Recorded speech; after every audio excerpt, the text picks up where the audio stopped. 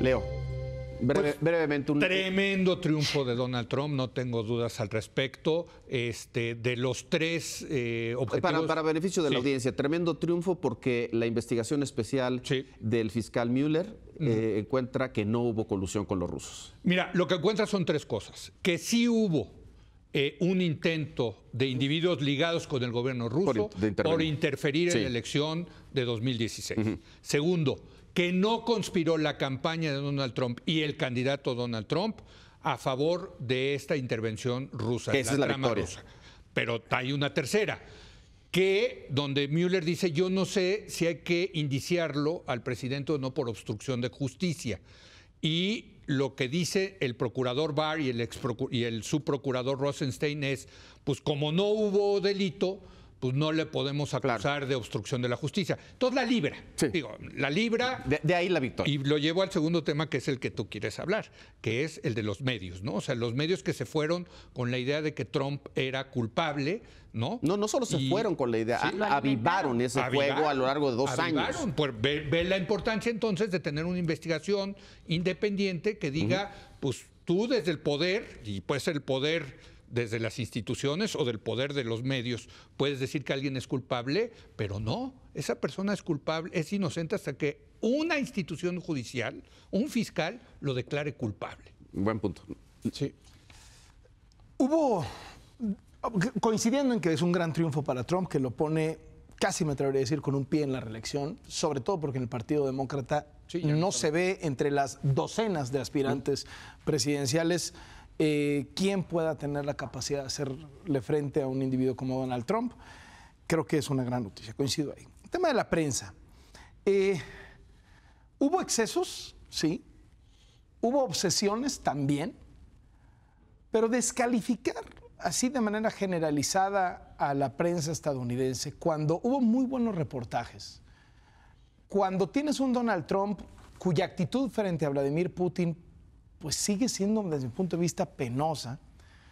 Cuando hay 34 personas a las que se les ha indiciado por el tema ruso, documentado,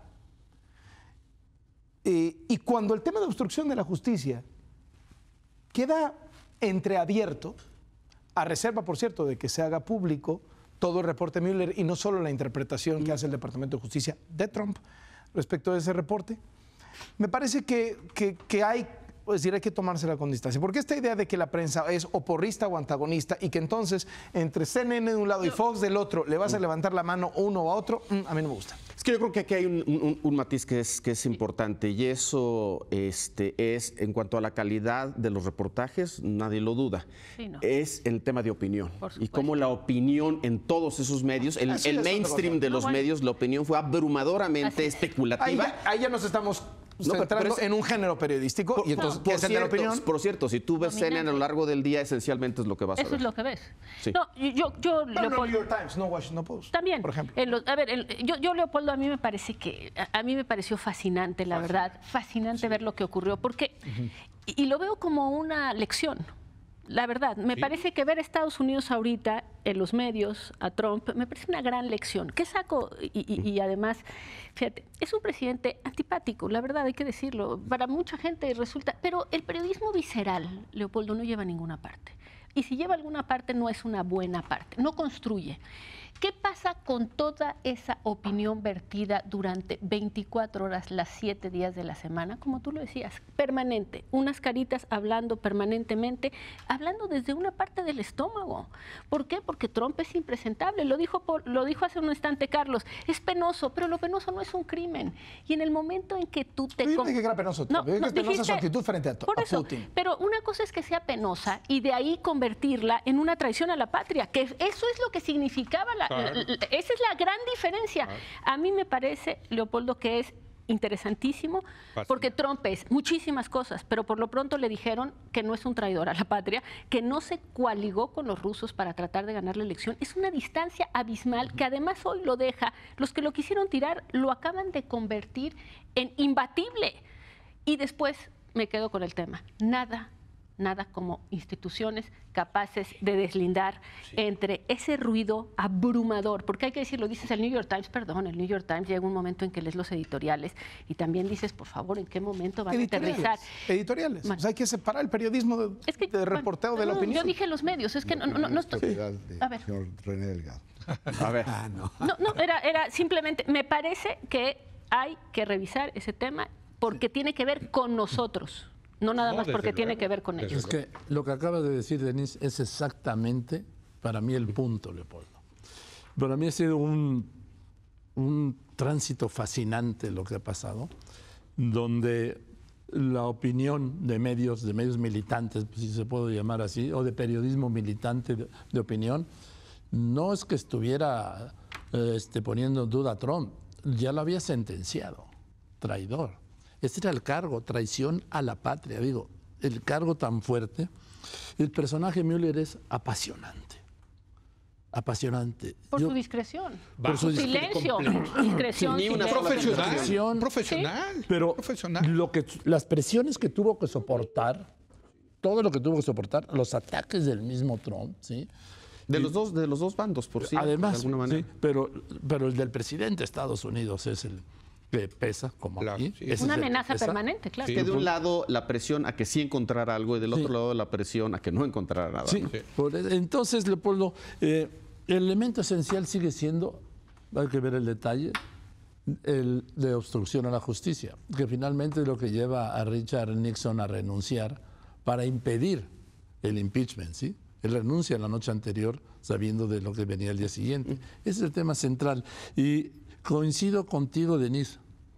Este es un caso que se debería dar en las escuelas de periodismo y de política, y yo diría que hasta en las de civismo.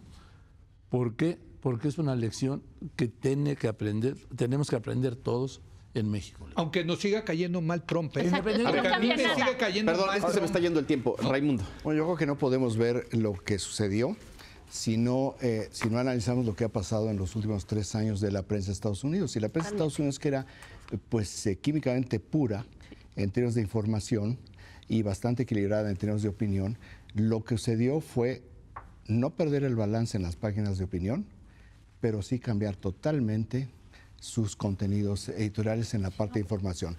Técnicamente, los contenidos de información, de reportajes, de crónicas, crónica no, pero investigación, reportaje e información, técnicamente impecables, bajo los mismos criterios sobre balance y equilibrio en las informaciones, pero editorialmente absoluto, de una manera totalmente inclinada, tendenciosa, lo cual nunca había sucedido en la prensa de Estados Unidos. Creo que hay una evolución que se puede dar. No vuelta para atrás, pero sí una evolución. Porque sí, lo que yo he observado en los últimos 3 años es que la prensa que era equilibrada, se volvió una prensa militante. Imposible haber concebido una prensa militante en las páginas del New York Times o del Washington Post. Lo más militante que había en la gran prensa comercial era el Wall Street Journal, que estaba en el otro lado. Tan militante que lo vemos en la carga de contenidos, que el Tyndall Report, que es este boletín de periodistas que desde hace casi 35 años han estado monitoreando los noticieros de televisión nocturnos, pues estableció la cobertura sobre la investigación de Mueller como el segundo tema más importante del año pasado, solamente abajo de la cobertura del juez para la Suprema Corte de Justicia. Kavanaugh. Pero si nosotros observamos los titulares del Washington Post y del New York Times al día siguiente reportando el informe de Mueller, en realidad no era exoneran a Donald Trump. ¿Qué es lo que sí, no? Pero no dejan abierta la posibilidad de obstrucción a la justicia. Es decir, ni siquiera en ese momento. Se revolcaron ellos mismos para no darle esta victoria a Donald Trump en esta actitud absolutamente militante y hacer una cabeza totalmente tendenciosa. Por cierto, en la mañana platicábamos de este editorial de David Brooks, uno de los editorialistas principalísimos del New York Times, que hace una crítica muy también en este sentido. Es decir, no solo es la crítica de nosotros, sino la crítica que están haciendo ellos mismos. René. 2 damnificados. Me parece que los demócratas son uno de los damnificados. No hemos hablado de ellos. queriendo debilitar a Donald Trump, lo terminaron fortaleciendo. Hay un boomerang en el resultado de la investigación. El otro damnificado, los medios de comunicación. Sí, se puede matizar sobre el lado de la opinión o de la información, pero el hecho cierto es que en una época de fake news y posverdades se va a debilitar aún más o se va a complicar aún más la difícil situación que tiene la prensa. Creo que tendríamos que desprender lecciones nosotros, dos cuando menos. Uno, esto le abre el campo a Trump de atender o de agitar aquellas otras banderas que son su causa. Uno, migración, dos, muro. Es decir, sobre la base de cómo se reencarrila rumbo a la reelección, seguramente que otra vez seremos la piñata del concurso. Y dos, la otra lección es la propia opinión en los medios mexicanos en relación con Andrés Manuel López Obrador. Es decir, se están haciendo pronósticos desde ahora que de algún modo pueden reproducir lo que ocurrió en Estados Unidos. Entonces, me parece que es muy interesante lo que ocurrió.